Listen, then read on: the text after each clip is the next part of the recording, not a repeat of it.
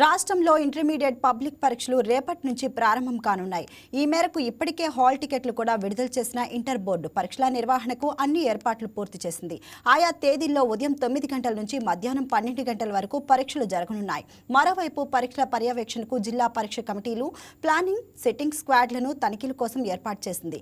విద్యార్థులు సకాలంలో పరీక్షా కేంద్రాలకు చేరుకునేందుకు రాష్ట్ర ప్రభుత్వం అదనపు బస్సు సర్వీసులు కూడా నడపనుంది. దీనిపై మరింత సమాచారం మా కరెస్పాండెంట్ ప్రసాద్ అందిస్తారు.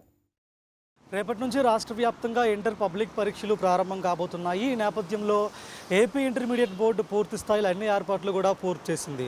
ఇక పరీక్షలకు సంబంధించి రాష్ట్ర వ్యాప్తంగా 1537 పరీక్షా కేంద్రాలు అయితే ఏర్పాటు చేశారు. మొత్తంగా 10,57,312 మంది విద్యార్థులు ఈ పరీక్షలకు హాజరు కాబోతున్నారని కూడా ఇంటర్మీడియట్ బోర్డు ఇప్పటికే తెలిపింది.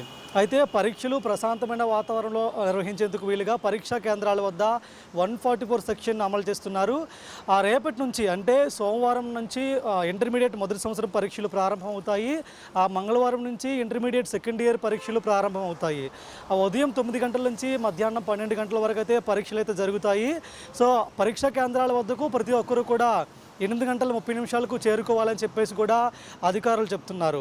1 నిమిషం ఆలస్యమైన పరీక్షా కేంద్రాల్లోకి అనుమతించే అవకాశం లేదని కూడా అధికారులు చెప్తున్నారు. ఈ నేపథ్యంలో విద్యార్థులందరూ కూడా సుమారుగా అరగంట ముందే పరీక్షా కేంద్రానికి చేరుకుంటే ఎలాంటి టెన్షన్ లేకుండా ప్రశాంతంగా ఎగ్జామ్ హాల్లోకి వెళ్ళి పరీక్ష రాసుకునే వీలుంటుందని కూడా అధికారులు తెలిపారు.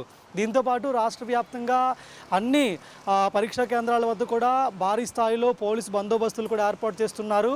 ఆ పరీక్షలు ప్రశాంత వాతావరణం నిర్వహించేందుకు వీలుగా 144 సెక్షన్తో పాటు అటు ఫ్లయింగ్ స్క్వాడ్లతో పాటు సిట్టింగ్ స్క్వాడ్లను కూడా ఆయా పరీక్షా కేంద్రాల వద్ద ఇంటర్మీడియట్ బోర్డు ఇప్పటికే ఏర్పాటు చేసింది. సో అన్ని పరీక్షా కేంద్రాల ప్రాంగణాలతో పాటు ఎగ్జామ్ హాల్స్లో కూడా పూర్తి స్థాయిలో సీసీ కెమెరాలు ఏర్పాటు చేశారు.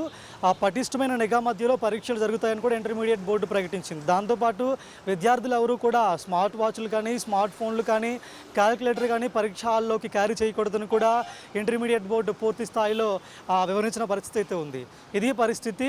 వీడియో జర్నలిస్ట్ సాయితో ప్రసాద్ ఆకుల, వైకే న్యూస్, తాడేపల్లి నుంచి. Please subscribe to YK TV network. Please subscribe to YK TV. Please watch YK News.